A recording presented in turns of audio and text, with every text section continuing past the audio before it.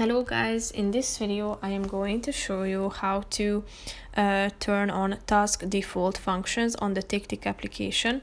But first I just want to mention, don't forget to subscribe to my channel, because at 10,000 subscribers I am going to show you my whole YouTube revenue statistics and growth strategy, how to make money online. So let's jump into it. First of all, open the app on your phone, tap on the menu icon in the upper left corner.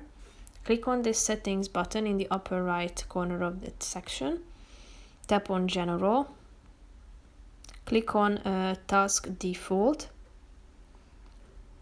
As you can see, Task Default will take effect to application, widgets and tasks that are sent from other applications.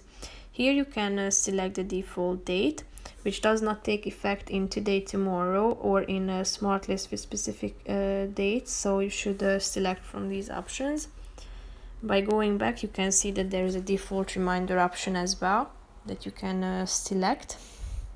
So when adding a task with due time or setting due time to task, reminder will be set based on default reminder. So tap on the relevant one that you would like to choose, or you can also customize it if you are a premium member.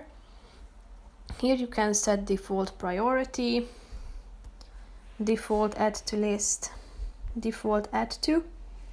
So when a list is sorted by custom, you can choose to add task to the bottom or to the top or bottom.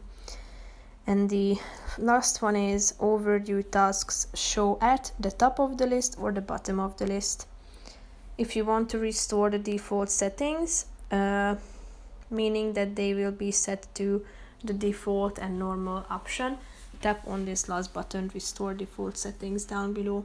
So that's pretty much it for this video, guys. I hope you found it helpful. If you did, consider subscribing, and see you in the next video. Bye bye.